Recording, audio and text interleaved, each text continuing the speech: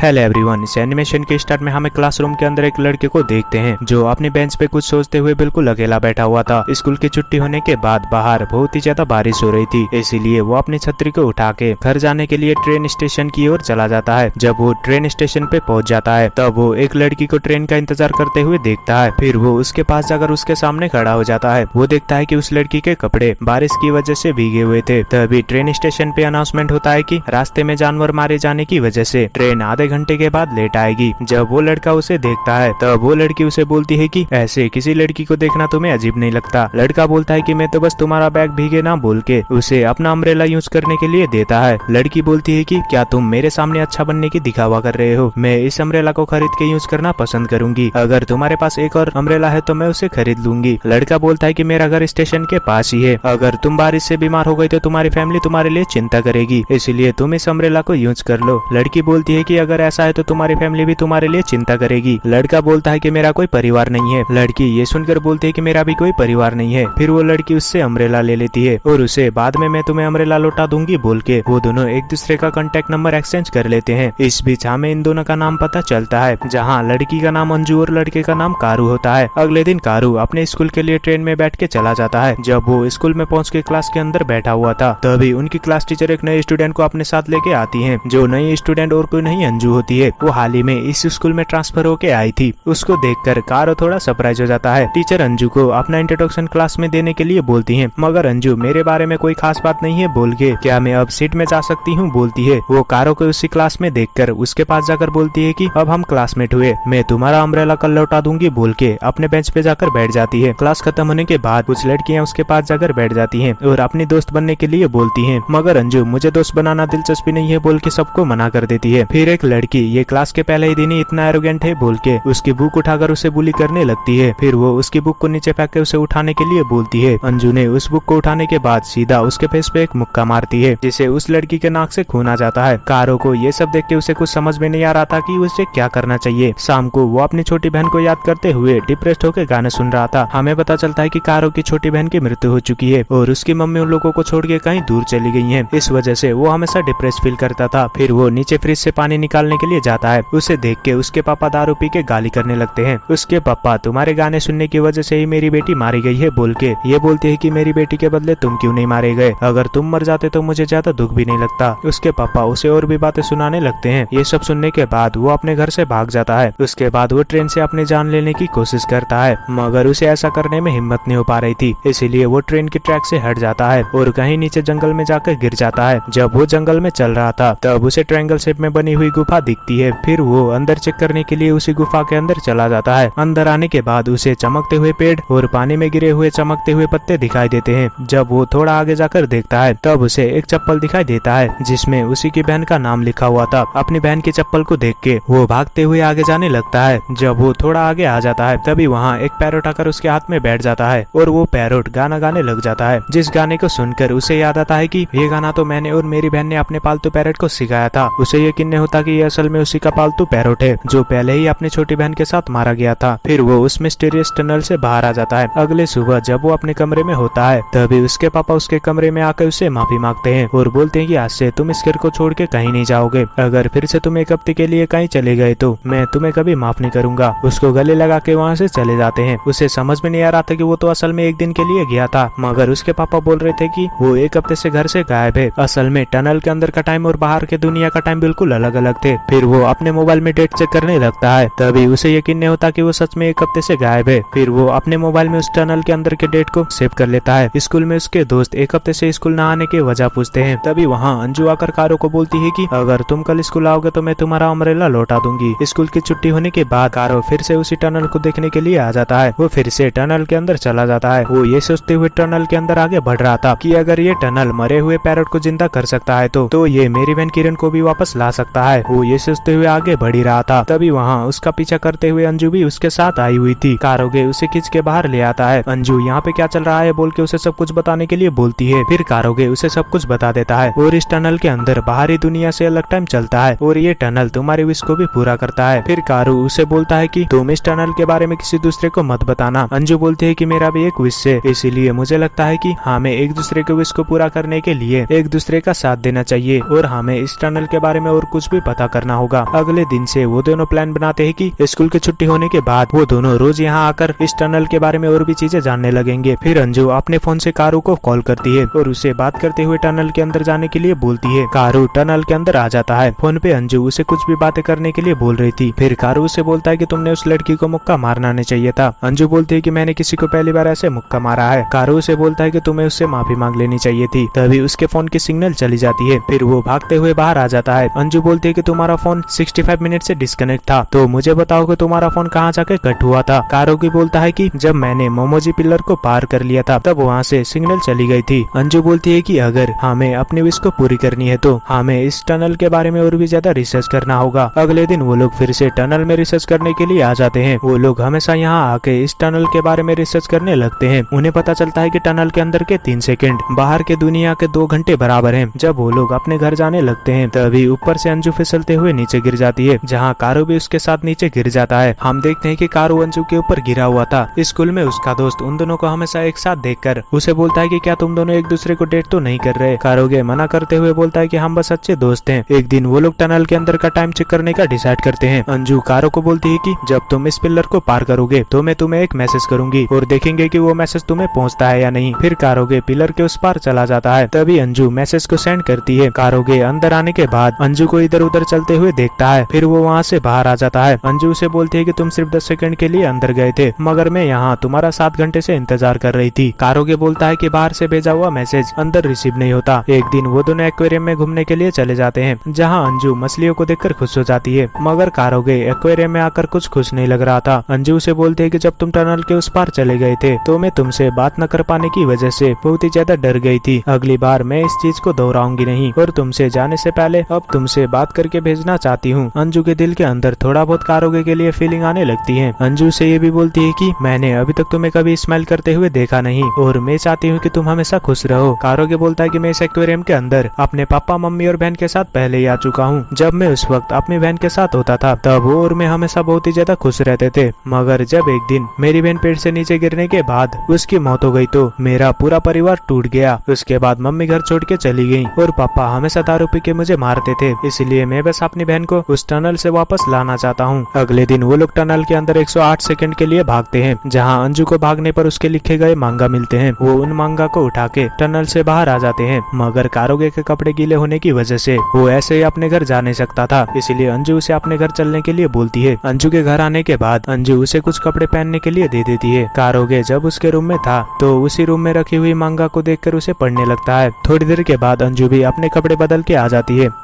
कारोगे उसके ग्रैंडपा के बारे में पूछता है। अंजू अपने ग्रैंडपा की स्टोरी सुनाने लगती है। दरअसल उसके ग्रैंडपा एक मांगा आर्टिस्ट होते हैं, मगर उनका काम कभी उतना फेमस नहीं हुआ क्योंकि स्किल के हिसाब से मार्केट में बहुत ही ज्यादा कंपटीशन थी, मगर उन्होंने कभी हार नहीं माना। फिर भी वो अपने मांगा लिखते रहे, मगर उनके काम से मेरा परिवार बिल्कुल खुश नहीं था। जब मेरे ग्रैंडपा मर गए तब मेरे फैमिली को उनका मरने का कोई गम नहीं था। अंजू अपने ग्रैंडपा से इंस्पायर हो रखी थी, इसलिए वो भी एक मांगा आर्टिस्ट बनना चाहती थी। वो उसे ये भी बताती है कि जब मैंने अपने मांगा अपने माँ बाप को दिखाया तो उन्होंने मुझे घर से बाहर निकाल दिया क्योंकि उन्हें डर था कि उनके ग्रैंडपा की ही तरह मेरा करियर भी इस पे बन नहीं पाएगा। मैंने थोड़ी बहुत मांगा की स्टोरी लिखने के बाद मैं अपने मांगा को लेके सबमिट करने के लिए भी गई थी, मगर मैंने तब डर की वजह से ऐसा नहीं कर पाई। कारोगे बोलता है कि क्या मैं तुम्हारे मांगा पढ़ सकता हूँ। अंजू बोलती है कि ये अच्छे नहीं है, मगर कारोगे उसे पढ़ने के लिए जिद कर रहा था। थोड़ी देर के बाद जब कारोगे मांगा पढ़ने के लिए जिद कर रहा था तो अंजू उसे मांगा पढ़ने के लिए दे देती है। फिर कारोगे उसके लिखे गए मांगा को पढ़ता है। कारोगे को उसके लिखे गए मांगा अच्छे लगने लगते हैं। कारोगे उसकी तारीफ करते हुए बोलता है कि तुम सच में टैलेंटेड हो। अंजू थोड़ा शर्मा के बोलते है कि मेरे पास तुम्हारा जितना टैलेंट नहीं है। मैं उस एक्वेरियम में समझ गई थी कि तुम सच्ची में एक स्पेशल बंदे हो। मेरी विश तो बहुत ही छोटी और मामूली है, मगर तुम अपनी विश पाने के लिए सब कुछ खोने के लिए भी तैयार हो। फिर अंजू उसके ऊपर चढ़ के बोलती है कि मैं उस दुनिया में जाना चाहती हूँ जहाँ तुम रहना चाहते हो और तुम्हारे ही नजर से इस दुनिया को देखना चाहती हूँ, तो मुझे बताओ कि तुम्हें यह दुनिया कैसा लगता है। कारोगे बोलता है कि मेरी नजर में यह दुनिया बहुत ही ज्यादा बोरिंग लगती है। अंजू बोलती है कि अगली बार हम उस टनल में किरण के लिए जाएंगे, तो मुझे बताओ कि हमें उस टनल में कब जाना है। कारोगे बोलता है कि हम सिर्फ 2 अगस्त को जाएंगे। अगले हफ्ते हम उन दोनों को समर फेस्टिवल में देखते हैं, जहाँ थोड़ी देर खाने और घूमने के बाद वो लोग एक जगह में आ जाते हैं। कारोगे बोलता है कि ये जगह मेरे और मेरी बहन का सीक्रेट जगह हुआ करता था। जब भी हमारे पेरेंट्स के बीच लड़ाई होती थी तो हम लोग भाग के यहाँ आ जाते थे। अंजू से पूछती है कि तो फिर तुम मुझे इस जगह क्यों लेके आए। कारोगे कहता है कि मुझे पता नहीं है कि अब मैं इस जगह में कब वापस आऊंगा, तो इसे मैं आखिरी बार बार देख लूं। पीछे से पटाखे फूटने भी शुरू हो जाते हैं। अंजू उसे पूछती है कि तुमने 2 अगस्त को ही उस टनल में जाने का फैसला क्यों किया? कारोगे बोलता है कि उसी दिन मेरी बहन की मौत हो गई थी। ये बात बोलने के बाद वो थोड़ा इमोशनल हो जाता है। उसको इमोशनल देख के अंजू उसका हाथ पकड़ लेती है। जब वो अपने घर आ जाता है तभी उसके पापा ने अपने साथ एक औरत को लाए हुए थे। उसके पापा उस औरत के सामने उसे इंट्रोड्यूस करवाते हैं और उसे बोलते हैं कि ये तुम्हारी माँ बनने वाली है। ये सुनकर कारोगे को यकीन नहीं होता कि उसके पापा ने अभी अभी क्या कहा, इसीलिए वो वहीं रोने लगता है। अपने कमरे में आने के बाद वो ये बात अंजू को बताने लगता है, मगर वो ऐसा नहीं करता। अगले दिन उसको अंजू ने कैफे में मिलने के लिए बुलाया था। अंजू उसे बोलती है कि तुम्हारे कहने के बाद मैंने उन मांगा को सबमिट कर दिया और उन लोगों को भी मेरे मांगा पसंद आए, इसीलिए अब वो मुझसे मिलकर काम करना चाहते हैं। तो मुझे अब सब्र नहीं होता है कि मैं कल जल्दी उस टनल के अंदर जाके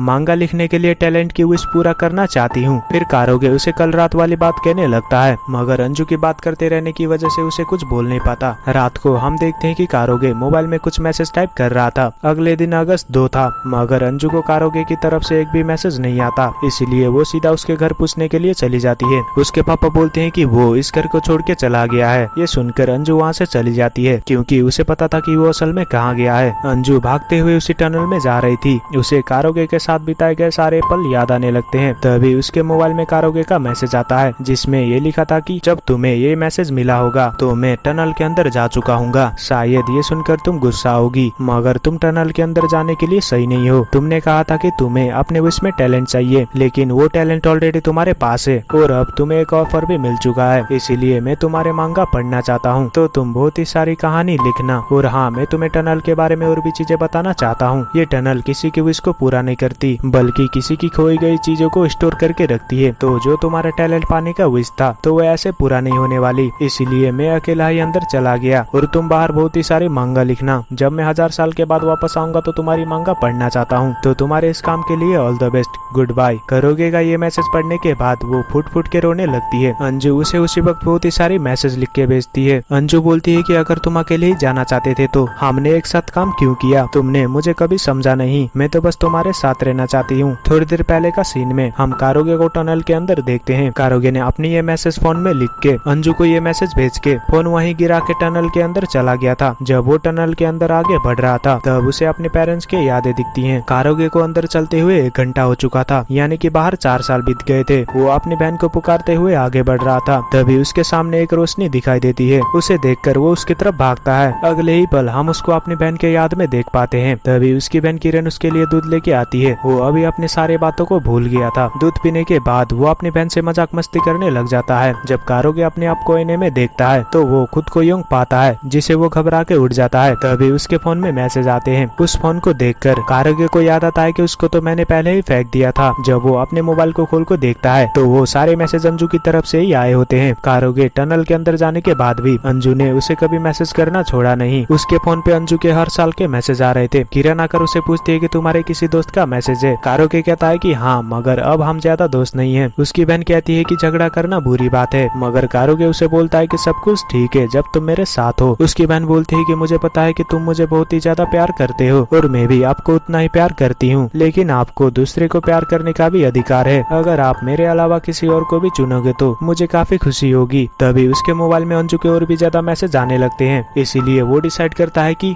मैं अपने पास्ट को वापस नहीं ला सकता और जो कुछ भी हो चुका है मुझे उसको एक्सेप्ट करना चाहिए। फिर वो अपनी बहन को मैं तुमसे बहुत ही प्यार करता हूँ बोल के दरवाजा खोलता है। तभी सीन शिफ्ट हो जाता है। हम अंजू को देखते हैं जो अब एक मांगा आर्टिस्ट बन चुकी थी और वो उसी पुराने फोन से कारोगे को हमेशा मैसेज करती रहती थी। उधर कारोगे टनल के बाहर निकलने के लिए भाग रहा था। उसे भागते हुए अंजू के साथ बिताए गए सारे पलों को याद करता है। वो भागते हुए मैं तुम्हें कुछ बताना चाहता हूँ मैसेज लिख के अंजू को भेजता है। इधर हम अंजू को अपने एडिटर से बातें करते हुए देखते हैं। कारोगे के जाने के बाद वो हमेशा डिप्रेस फील करती थी, इस वजह से वो मांगा भी ज्यादा लिख नहीं पाती थी, इसीलिए मैं थोड़े टाइम के लिए छुट्टी चाहती हूँ बोलती है। उसके अम्ब्रेला को देखकर एडिटर उसे पूछता है कि मैं इस अम्ब्रेला को तुम्हारे साथ 4 साल से देख रहा हूँ, ये अम्ब्रेला हमेशा तुम्हारे पास होता है, क्या ये किसी ने तुम्हें निशानी के तौर पे रखने के लिए दिया है? अंजू ये सुनकर खामोश खामोश हो जाती है क्योंकि ये अम्ब्रेला कारोगे का होता है। अगले दिन अंजू उसी ट्रेन स्टेशन पे बैठी हुई थी जहाँ वो कारोगे के साथ पहली बार मिली हुई थी। वो कारोगे को याद करते हुए रोने लगती है। तभी उसके मोबाइल में कारोगे का मैसेज आता है। ये देखकर वो टनल की ओर खुश होते हुए भागने लगती है। हम टनल के अंदर कारोगे को देखते हैं। वो भागते हुए वहीं पे बेहोश हो गया था। जब कारोगे की आंख खुलती है तो वो अपने आप को अंजू की गोदी में पाता है। अंजू बोलती है कि तुम वापस आने में बहुत ही ज्यादा वक्त लगा रहे थे, इसीलिए मैं तुम्हें खुद लेने के लिए आ गई। कारोगे बोलता है कि मैं तुम्हें मैसेज भेजने वाला था। अंजू बोलती है कि मुझे तुम्हारे सारे मैसेज मिल गए थे। फिर अंजू उसे जोर से किस कर लेती है। किस करने के बाद वो लोग टनल के बाहर आ जाते हैं, लेकिन बाहर सब कुछ बदल चुका था। भले ही उन लोगों ने टनल के अंदर 1 घंटे बिताए, मगर बाहर 6 साल गुजर गए थे। कारोगे तो 13 साल के बाद बाहर आया था। अंजू कहती है कि कम से कम 1000 साल तो नहीं बीते।